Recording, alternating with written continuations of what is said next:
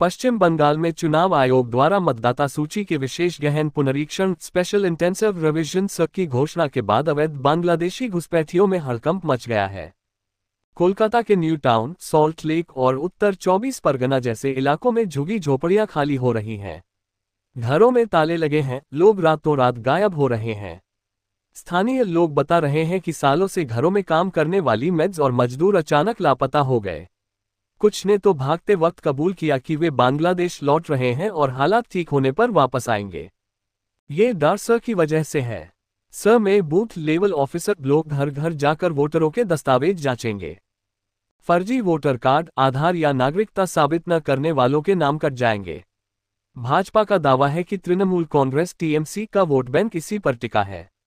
Bhajpa IT cell प्रमुख अमित मालवीय ने कहा, ममता बनर्जी का वोट बैंक भाग रहा है। सीपीएम और टीएमसी ने सालों से इन घुसपैठियों को शरण दी।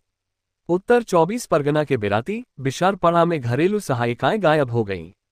एक महिला जो 25 साल से काम कर रही थी, की घोषणा के बाद बांग्लादेश भाग गई।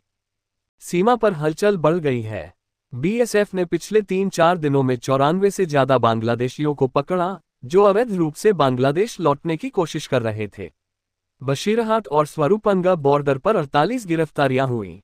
ये लोग कोलकाता, दिल्ली, मुंबई में मजदूरी करते थे। की घोषणा के बाद डर से भाग रहे हैं। एक अधिकारी ने बताया, ये लोग दहशत में हैं। में नागरिकता साबित न कर पाने पर डिटेंशन या डिपोटेशन का डर है। कोलकाता के मसूद बस्ती और बोन बीबी बस्ती में महिलाओं ने कैमरे पर कबूल किया कि वे बांग्लादेशी हैं और कोई वैध दस्तावेज नहीं है।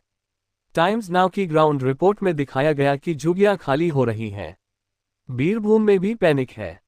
लोग बैंक से पैसे निकाल रहे हैं, कुछ ने सुसाइड तक कर लिया। राजनीतिक घमासान तेज है। भाजपा नेता दिलीप घोष बोले, घुसपैठिए भाग रहे हैं, टीएमसी ड्रामा कर रही है। टीएमसी का विरोध ममता बनर्जी सर को एनआरसी की चाल बता रही है। उनका कहना है कि यह बंगालियों को प्रताड़ित करने की साजिश है। लेकिन भाजपा पूछ रही है, अगर सब वैध हैं तो भाग क्यों रहे हो?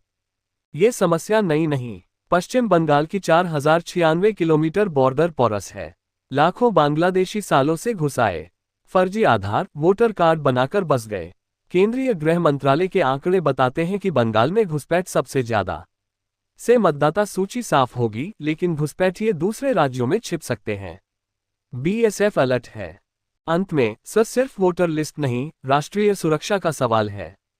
अगर घुसपैठिए भाग रहे हैं तो साबित होता है कि समस्या कितनी गहरी है।